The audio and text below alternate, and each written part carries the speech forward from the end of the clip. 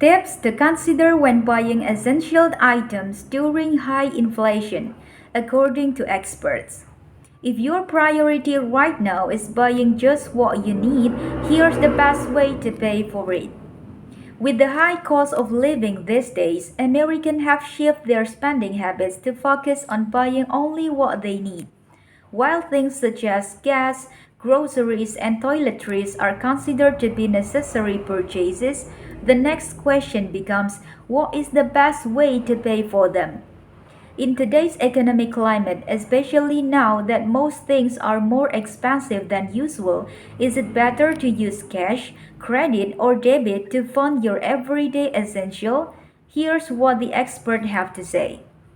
Avoid taking on debt to pay for essentials. Rod Griffin, Senior Director of Public Education and Advocacy for the Experian Credit Bureau, pinpoints the following as his one universal piece of advice. Consumers should avoid taking on debt to pay for essentials. With increased interest rates and the expectation that they are going to climb even higher in the months to come, now is not a good time to take on debt to fund your everyday costs.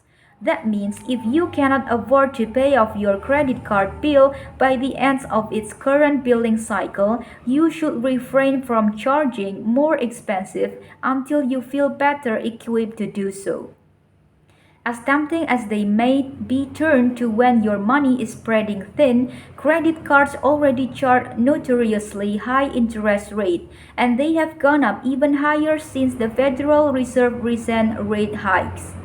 I would discourage using credit to pay for day-to-day expenses if you cannot pay the balance back on time and full each month, Griffin says. Carrying a balance is not only costly, but it can also hurt your credit score if your outstanding balance to credit limitation ratio or credit utilization rate is high. Bruce McClary, Senior Vice President of Membership and Communication at the National Foundation for Credit Counseling, also warns against using a buy now, pay later option at checkout since these are essentially loans or debt that can ultimately be costly and eat away at your credit score. Many are presented at the moment you are ready to complete your purchase and may not require a credit approval. McClary explained. These are loans you have to repay, and they may come with interest and fees. There is also the risk you could quickly go into more debt than you can manage. Even if you are making your buy now, pay later payments on time and in full, each purchase that you fund this way shows up as its own separate account on your credit report, meaning multiple purchases can be listed as multiple short-term loans that each close once their balances are paid off. This in turn can end up lowering the average age or length of your credit history, which is another important factor in calculating your credit score. Limit your spending by using cash. Consumers who can abate their credit card balance in full or who want to steer clear of buy now, pay later loans may want to opt for using cash instead for everyday essentials. Unlike credit cards that come with higher monetary limits, most consumers carry a limited amount of cash on them, making it easier to stick to their budget. Griffin says, carrying cash can help consumers limit their purchases to the essential on their list and eliminate overspending and taking on more debt. In a similar vein, you can use a debit card.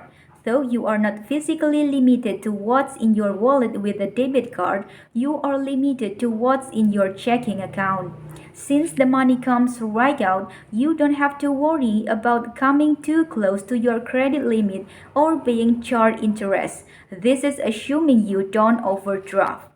Consider using a debit card that offers rewards, such as the Discover Cashback debit account, which offers cardholders 1% cashback on top to $3,000 in monthly debit card purchases. Those who take full advantage of this reward can earn up to $30 cashback per month and $360 annually. In some cases, a credit card can be a helpful tool. Thank you.